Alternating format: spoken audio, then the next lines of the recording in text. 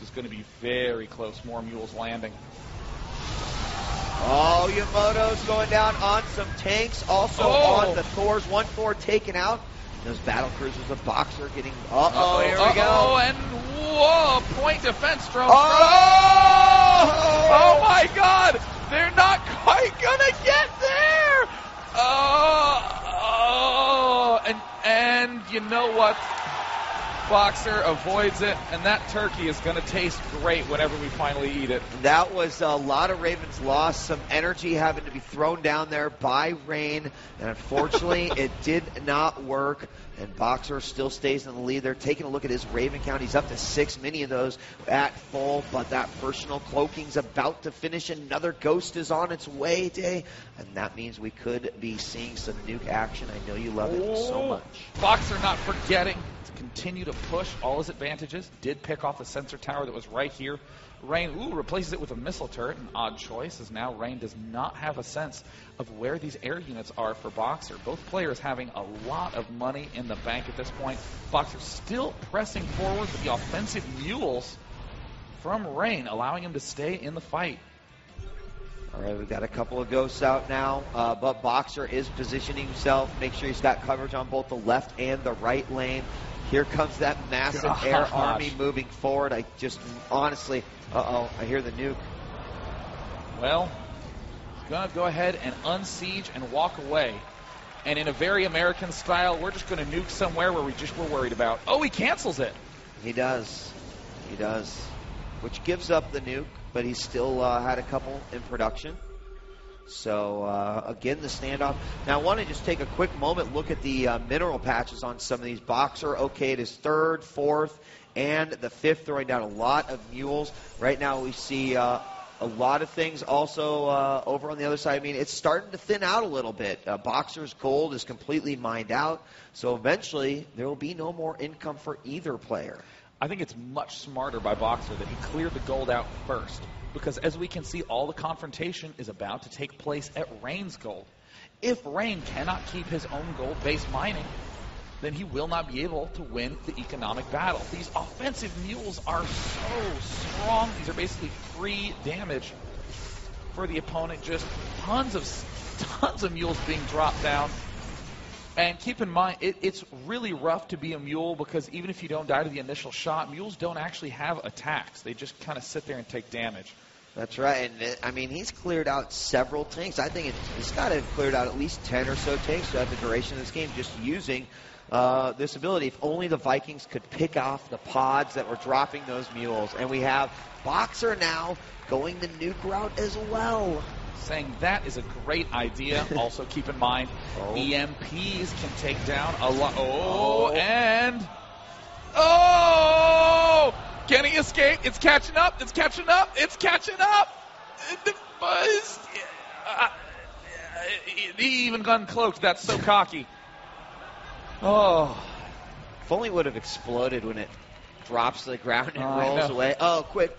No. Yeah, but that Ghost, very talented, grew up playing kickball professionally. Ran away right out of the way.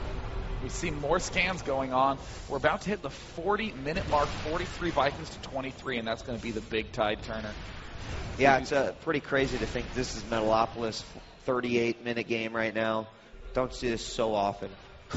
We do see durable materials going on. Have you ever seen that video of the guy that sends 80 billion overlords into his buddy's base and builds a base underneath it? Right, exactly. It's kind of what I feel like may happen with these air units here. The nuke did try to go off a scan, a kill of the Ghost, so that did no damage. Didn't look like it was going to do much damage. I mean, scans going down nonstop by both players. We see in the tab 13 orbital commands for Rain. On Camp Boxer, we see 12 orbital commands. Okay, so he's down 1 orbital command. And we see Boxer just going to get a martini. He's going to put his feet up. And now he's on the move. We see, it looks like 6 battlecruisers for Boxer, 7 for Rain. Non-stop scans, both of them kind of just waiting for the other to make a mistake, but...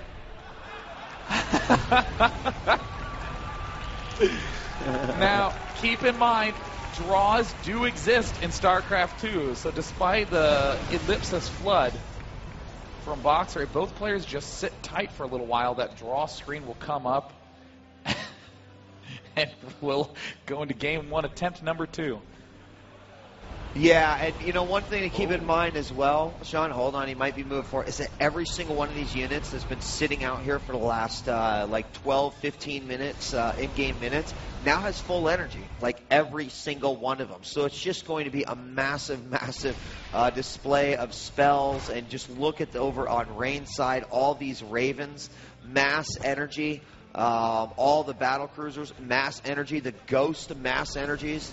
So this may be truly a display of fireworks here. Still playing at around 200 actions per minute each. I mean, even though it's looking pretty stale, these players do not quite have an edge to exploit yet. Boxer going to hurl a couple more SCVs forward. We do see about 20 additional food in terms of possible units for Boxer. And in the production, we see a lot of tech labs going down in the mid. Uh-oh.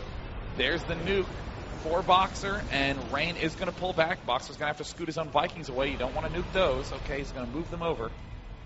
And this nuke is going to fall. Might do a little damage to these missile turrets, but for the most part, he just hurts his own missile turret and demolishes the wolf statue. Yeah, the statue. No more. No more. I didn't like it anyway. Taking a quick look at the mineral lines yet again, we could see there's not much mining here. Again, most of the SCVs on the gas when minerals are needed. Well, they're not really. Both players banking about 6,000, 8,000 in the bank in both gas and minerals.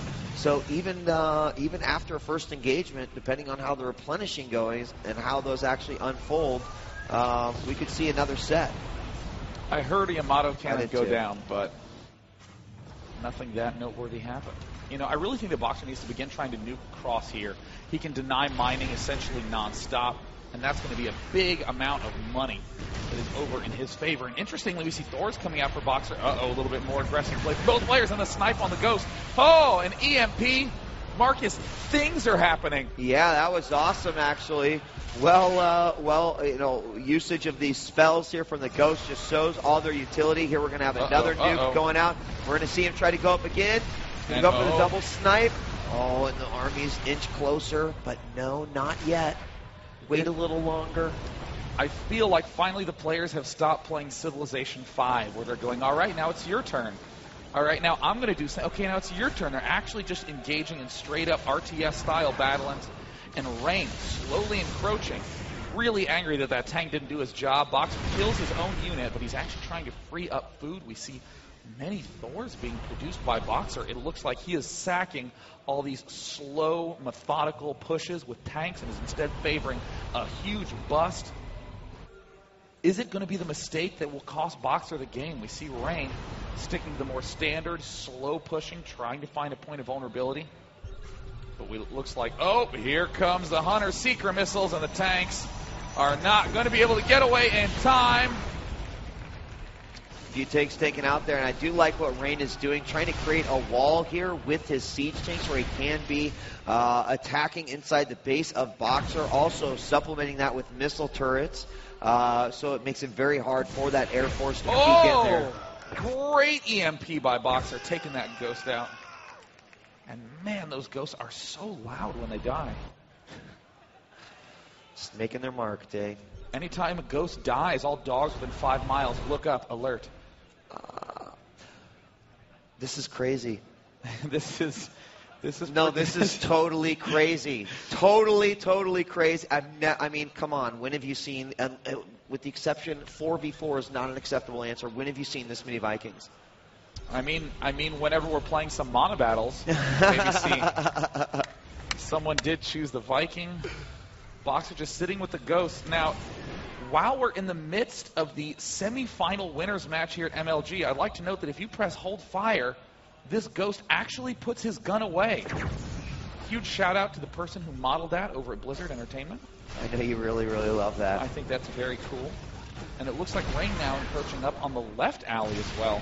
Yeah, I mean, this is, although it's slow and meticulous, Rain is doing damage. It's not a whole lot at a time, but like, you know, getting rid of these missile turrets, etc. And, oh, there is that siege tank finally getting up there. But as you mentioned, with the gold being already mined out by Boxer, it's less of an issue. And we just see, both of them about to get 10,000 minerals. That's almost enough to start paying off some college debt. Boxer dropped mules onto the gold line of Rain, knowing that they were going to die, but also that he would be denying him these minerals. Again, got 10,000 in the bank for Rain, 9,000 for Boxer, but who knows what could happen. Every little second counts. Every little mineral could count. So Boxer has a lot of stuff still. We do see that he's still at that 43 Viking count, almost doubling that of Rain's. This makes me feel very uncomfortable for the final engagement that these two players will get into. Rain is essentially forced to slowly push, and it looks like the Ghosts are going to be the big keys in this play. Now Rain's starting to sack those finally, and he's going to spot the Thor count. And I don't know if that's actually going to mean anything at all. Rain's probably just going to sit, and he's just going to sit. Marcus is tired. You know, at this point, even though, close to max on both sides and additional units coming out, a lot of missile turrets, we have another nuke going down here. Looks like it's going to be right on the corner of that East Zelnaga Tower. Get rid of that tank and missile turret from FnaticRain. Get me out of here. With this much stuff on the map, at any point does just trying to sneak in, maybe getting some units into the base of your opponent, try to work on the production, do you think it even matters? I mean, it's so hard to tell because, a good technique is like a 300 style food push with Terran. You get into his base, you bust down his production facilities, and then you start hurling 200 army after 200 army until your opponent can't keep up because he has no production. But at the same time, I don't think Boxer is going to have a very difficult time defending his own set of production. I mean, both players aware of this. That's why they're building more towards the middle as the game progresses.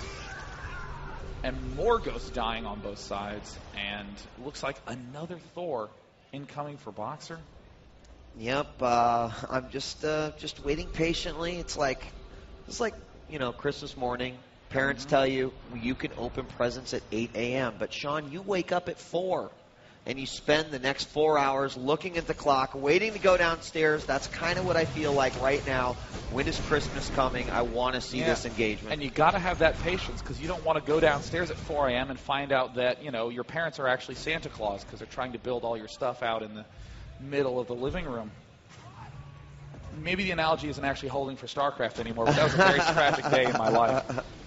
We do see Rain now sieging up, starting to move forward. He's actually making some headway, but it doesn't change the fact that Boxer still has a ton of battle cruisers, this huge Raven count.